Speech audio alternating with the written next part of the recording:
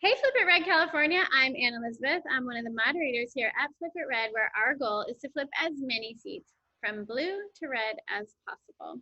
Today, we are speaking with Tamika Hamelton. Tamika is running for Congress in the 3rd District, which encompasses counties of Colusa, Sutter, and Yuba. It also includes portions of Glen, Lake Sacramento, Solano, and Yolo counties. Tamika is running against career politician John Garamendi.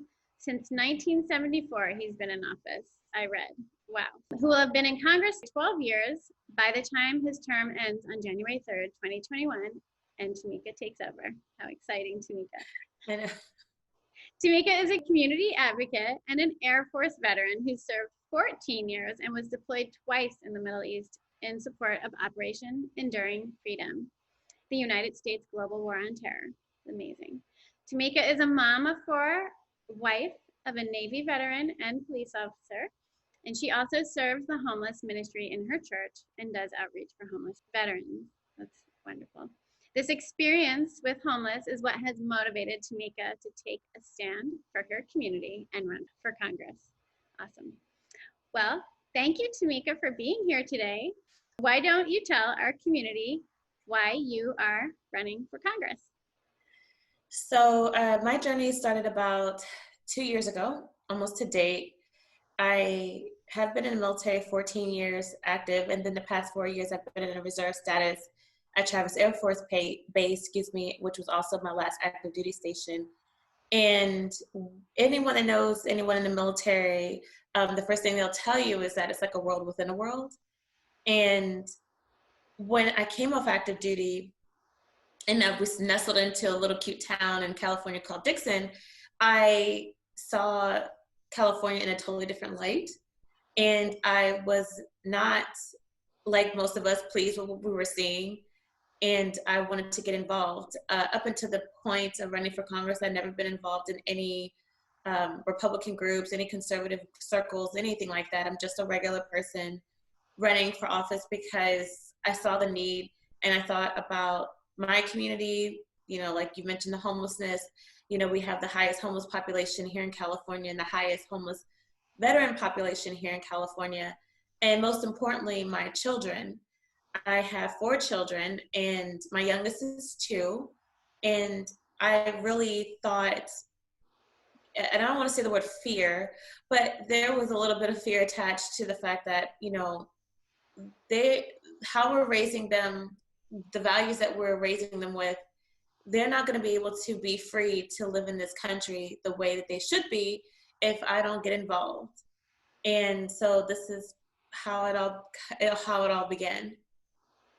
Tamika, in your bio, you mentioned that homelessness was an inspiration in running for Congress, and we know that California is the worst state for homelessness.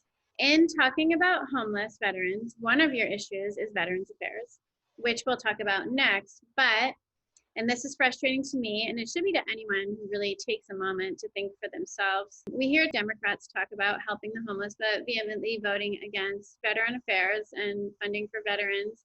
They vote against funding often, which is really one of the largest populations of homeless, and one directly relates to the other. And you, an active military member, this issue hits home, doesn't it? Yeah. One of the things I wanted just to add to that is Democrats have created, how do you say this? Money is being allocated to homelessness. We could talk about San Francisco, for example. Money is allocated to the homeless by the millions. What we need to find out is where that money is going. This is something that should be on the hearts and minds of every single person here in California, regardless of what political party they align with. We need to know how the money is being spent. We need to know what organizations are benefiting from it, and why is it that we still continue to have a problem here in California with the homeless population. I think that this should, like many issues that shouldn't be partisan, or it should be nonpartisan. Homelessness should be a nonpartisan issue. And unfortunately, a lot of people do not want to call that under the carpet. And Republicans should be fighting this just as much as any other fight that they want to throw themselves into when it comes to the politics here in California. Let's talk about veteran affairs as it is its own issue. You said our veterans have honored their commitment to our community. It's only right that we honor our commitment to them.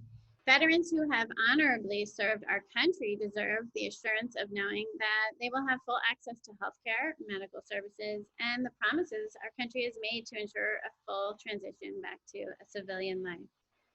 So let's talk about that. So again, going back to the homeless veteran issue that we have in our nation, and as well as here in California having the highest homeless veteran population, it's again an issue that everyone should be on board with, and how shameful it is. And at the end of the day, here in my district, because you got to talk about your district and you got to talk about from a federal level, we should, like for me, being in the military, still, you know, I have to go see the VA, I have to go see doctors, I still have all those things that I have to do, even though I'm running for office. And the wait times, and this is something the president has worked on fixing, but again, it's still always going to be more work that needs to be done. You know, for example, here in Yuba City, they want their own VA hospital. They want more staff. They want better quality doctors. And these are things that should be no-brainers. These are things that, and these are things that veterans shouldn't have to wait on. When it comes to transitioning out of the military members need so much more support than, so when I was getting out, I'll just go back to how, like, for me, when I was getting out, you get this briefing, a lot of briefings actually, and they help you with transition that way. But I think that there needs to be a little more emphasis even when you're out. That's all done active duty. There's so much stuff that happens in between getting out into this new world, into this new life. And again, it goes back to veterans getting the most support they can as possible. Being able to have access to jobs would be an amazing benefit to them when getting out. And while they've done their best, you know, with websites and those kinds of like help organizations, again, there's still gaps that need to be filled, especially with suicide rates, especially with placing people in homes. I mean, I can't express to you enough like how hard it can be for someone to retire or someone new to get out, or, you know, like serve maybe 10, 15 years and get out. And it's still a whole new world for them. And so I really, really, really want to, like I always have, is get to the heart of issues and not play politics with people. So I'm going to put a huge emphasis on the veterans, because again, my grandparents were veterans and farmers, and it's very important to me that they have everything they need.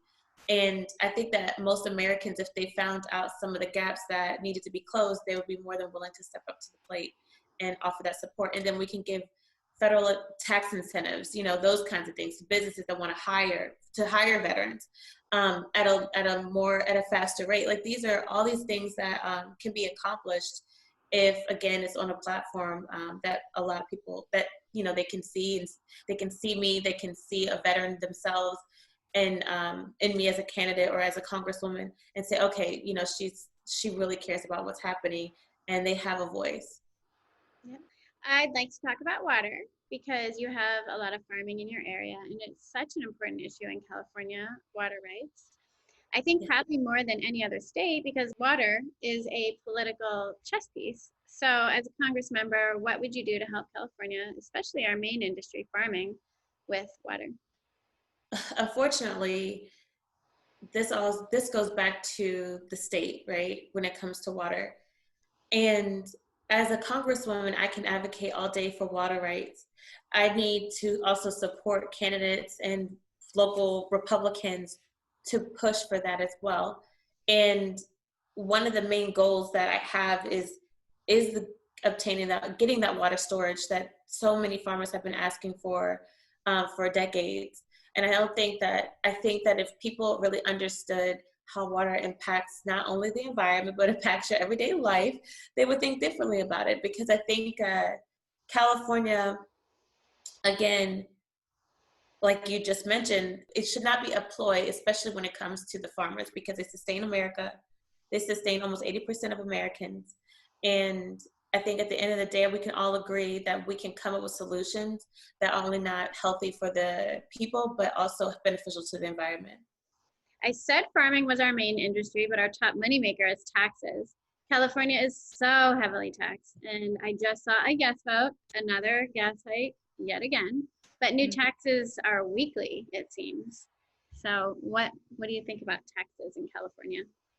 Again, going back to the local level, our board of supervisors, our state senate, state assembly, all of these things that come together to create this mass of, I don't even have the right word for what's happening in California because it's probably not going to be friendly to the mass audience. But I think that when it comes to taxes, there's this idea that if you tax the rich, then everything is going to be better. And I think you and I both know that that's not the case here in California. And it is a fine example of what it will look like for the rest of the nation if we let anyone from California lead this nation. And so, like you and I both agree, the taxes continue to rise and the middle class continues to shrink. And we're going to be in a world of trouble in the next few years if we don't start electing officials that have our best interests at heart.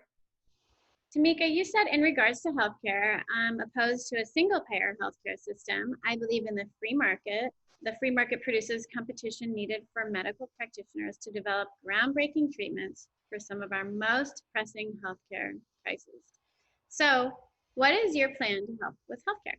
Well, one is that we have to get on the Republicans that are in Congress and the Senate to come with a plan to support the American people that does not take away their right to choose whatever healthcare that they would like to have. I think that we should have an option for people that can't afford healthcare, but it shouldn't be mandated, and fines should not be a part of that plan. We live in a world where there are always going to be poor people. There's always going to be people that need assistance. And we need to make sure that those people are taken care of, but it shouldn't be something where people are mandated to have mandated or forced in any way. It's just, obviously, it takes away from what it really means to be an American country. Can we talk about Kamala Harris? I saw you had written on your page, as a Black woman and a working mother, I acknowledge the historic nature of Miss Harris being chosen as the first Black woman and person of Indian descent to be nominated for national office by a major party. Regardless of one's politics, it's an achievement worth recognizing, and I congratulate Ms. Harris on such a significant accomplishment. However, it is no coincidence that Vice President Biden, a principal author of the notorious crime bill that led to the disproportionate incarceration of Black people, would pick a hardened prosecutor as his running mate. Then you go on to talk about her record, saying, Ms. Harris spent her career pursuing harsh sentences for non-violent drug offenders and supported unfair civil asset forfeiture laws to be championed as a so-called progressive after such a career is an insult to the people who have had their lives ruined by her lack of compassion. And then you say her record deserves extra scrutiny given she could ascend to the second highest office in the land in hope the public and Black community will demand to know more about her record. So I don't know if there's much more to say, but I'd like you to touch on this because what you said was so important. Again, this is where I want conservatives, Republicans to start making themselves uncomfortable in the sense of not falling prey to the traps of what Democrats would like us to do, is to argue her complexion, argue where she came from, because that's dominating the headlines right now. And I'm thinking, okay, here's an opportunity to really, really, really drill into the American people using prominent leaders of the Republican Party or prominent leaders of communities to talk about how Kamala Harris has literally destroyed so many lives here in California and how Joe Biden has done the same. But we don't see that. And unfortunately, this is how we are going to continue to fall into these unfortunate traps of trying to one-up the left. We are supposed to be the bigger people. We're supposed to be focusing on the issues, solutions to communities that have been hard hit by Democrats, putting money and resources into those communities, and then also going back to how we can beat Kamala Harris and not about trying to one-up them from a culture standpoint. Okay, you noted in an interview with the California Globe that Republican Party in California has only 7 congressional seats out of 53. You said that's shameful. And then you said, I ruffle people's feathers. And went on to say that we are missing an opportunity to connect with people. And I love these quotes. We do have a supermajority in California. It's shameful, the unbalanced representation we have. So what is your plea to everyone? My plea to everyone is to start doing your own research. Stop waiting for people to tell you something. Here in California, in addition to having a supermajority of Democrats, Republicans, so 9 million registered Democrats, not 4 million registered Republicans. I heard that it was like 5 million now, but whatever. And then we have 5 million, maybe close to 6 independents or non-party preference registered. And I wish people understood like how when they talk about California and they want to do all these things that like literally are not going to move the needle. It's like it goes back to how many people are registered Democrats. And I mean, like that's just like kind of like the numbers don't lie. So Republicans have missed an extreme amount of opportunity. When I say Republicans, I mean the people with the money, the people with the influence, the connections to make things happen. And maybe they don't want to change anything. Maybe they want to keep it like this. I don't know. But all I can tell you is that we're losing here in California, and not just from a Republican standpoint, from a people standpoint. And again, the middle class is shrinking. Then that's not a Republican thing, that's not a Democrat thing, that's not a non-party preference thing. That's a people thing. The middle class is shrinking, and there's going to be more hurt people, more homeless people, and more mom and pops out of business. And so what are we going to do to get back on track? Are we going to continue to be pulled in with clickbait, or are we going to work hard? Democrats at large, and this is something that I cannot stand when I talk about it, because people are like, oh, Democrats don't work, that's why. I know plenty of Democrats that are literally taking the time off to walk, make phone calls, and to put themselves out there. And are they all right? No. But what I'm saying is that there needs to be a shift in thinking with Republicans when it comes down to it, because we have lost our base. We have lost the people. It's evident in the numbers. And Gavin Newsom will continue to hold a seat here until he runs for president, because we are not messaging in a way that brings people together. Well, thank you, Tamika, for speaking with our community. You're an incredibly strong woman with a loud and respectful representation for women. It has been an honor speaking with you as an Air Force veteran who has served our country as a loving mom and a solid community advocate. So thank you. To learn more about Tamika, please visit Tamika's website, www.votetamika.org. That's vote Tamika, Tamika.org.